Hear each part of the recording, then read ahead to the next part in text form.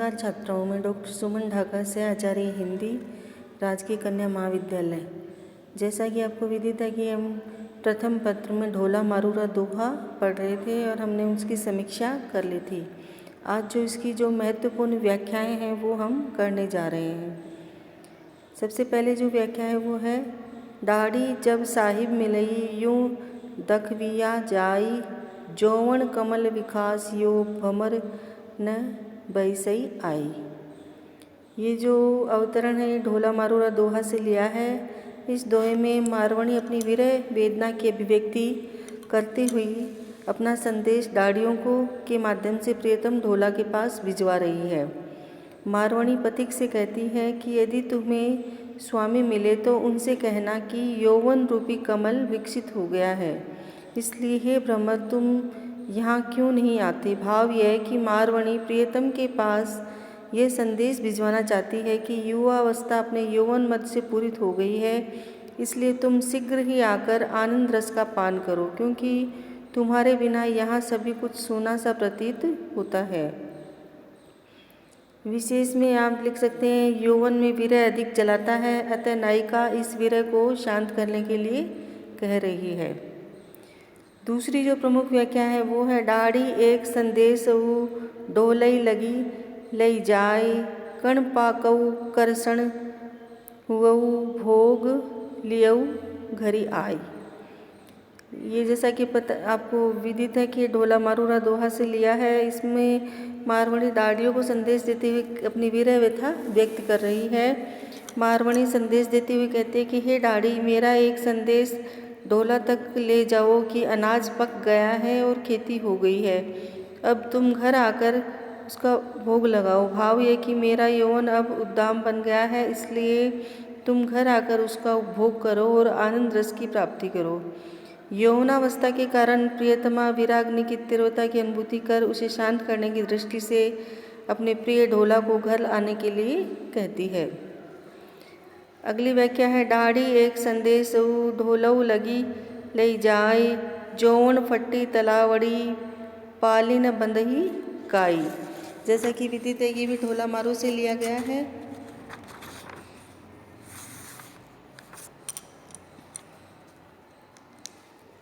इसमें भी मारवाणी अपनी विरह व्यथा को व्यक्त करती हुई कह रही है। मारवाणी पथिक से कह रही है कि हे दाढ़ी, ढोला तक यह संदेश पहुंचा दो कि यौवन रूपी तलैया फूट पड़ी है, क्या तुम आकर उस स्थिति में उसका पाल नहीं बांधोगे। मारवाणी कहती है कि हे पथिक, तुम एक संदेश ढोला के पास पहुंचाओ कि विरह रूपी दावाग्नि प्रज्वलित हो गई है, इसलिए तुम यहाँ आकर इस अग्नि को शांत करो। अगली व्याख्या है, पही भमंता जई मिलई तऊपरी आखे भाई, जौवन बंधन तोड़ई बंधन घातऊ आए। मारवाणी कह रही है कि हे दाढ़ी, यदि तुम भ्रमण करते हुए मेरे प्रियतम से मिलो तो उन्हें कहना कि मेरा यौवन बंधन टूटने वाला है, तुम आकर के इसे बांध डालो। यौवन पर प्रियतम की ही नियंत्रण रख पाता है, उसके बिना विरह व्यथा बढ़ती जाती है। अगली प्रमुख व्याख्या है, पंथी एक संदेशड़ो लग ढोलई पहचाई, निकसी वेणी सांपणी स्वात न बरसऊ आई। मारवाणी कहती है कि हे पथिक, ढोला के पास जाकर के यह संदेश कहना कि अब तो वेणी सर्पिणी सी निकल आई है, इसलिए तुम आकर इसे स्वाति जल से तृप्त करो।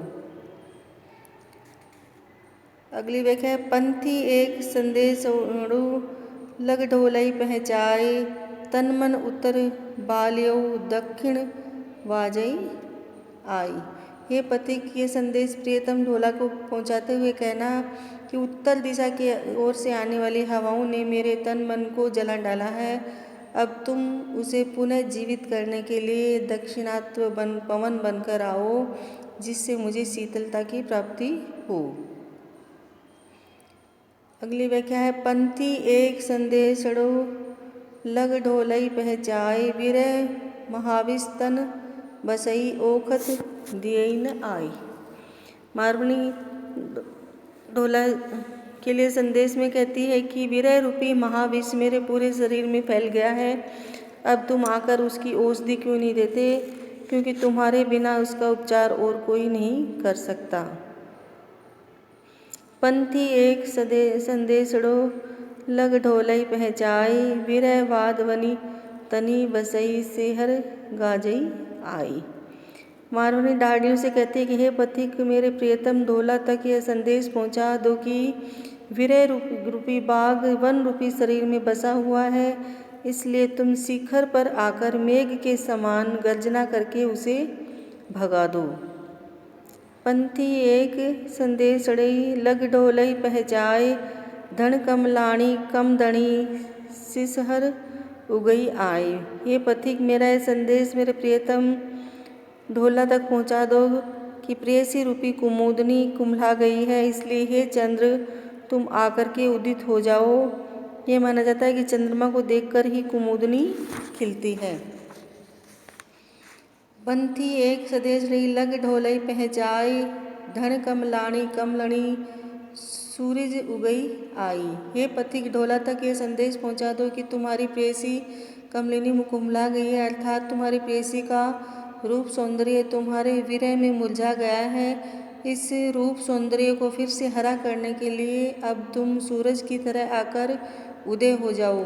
जिस प्रकार सूर्य के उदय होने पर कमलिनी विकसित हो जाती है, उसी प्रकार तुम्हारा संसर्ग पाकर मैं प्रसन्न हो जाऊंगी। पंथी एक संदेशड़ो लग ढोलई पहचाए, जौवन खीर समुद्र हुई रतन न काढ़ई आई। मारवाड़ी कहती है कि हे पथिक, यह संदेश ढोला तक पहुंचा दो कि अब तुम्हारे बिना ये मेरा यौवन क्षीर सागर हो रहा है, तुम आकर इसमें से रस निकाल लो। पंथी एक संदेशड़ई लग ढोलई पहचाई, जंघा केलनी फैल गई स्वात जो बरसऊ आई। पंथी एक संदेशड़ई लग ढोलई पहचाई, सावज संबल तोड़ से बहना सड़ई न जाए। मारवाड़ी कहती है कि हे पथिक, मेरा यह संदेश मेरे प्रियतम ढोला के पास पहुंचा दो कि मेरी दोनों जंगा रूपी कदली फैल गई हैं, अर्थात पुष्ट हो गई हैं, इसलिए हे प्रियतम तुम स्वाति जल बनकर बरसो। मारवाड़ी आगे कहती है कि हे पथिक, एक संदेश ढोला तक पहुंचा दो कि अब यौवन रूपी हिंसक पशु सांकल तोड़ने को बेचैन हो रहा है, इसलिए हे प्रियतम तुम अब अतिशीघ्र आ जाओ, क्योंकि अब इसे दिलासा देकर किसी भी प्रकार से शांत नहीं किया जा सकता। वीराग्नि में मारवाड़ी की व्यवस्था असहनीय है, इसका इसमें वर्णन किया गया है।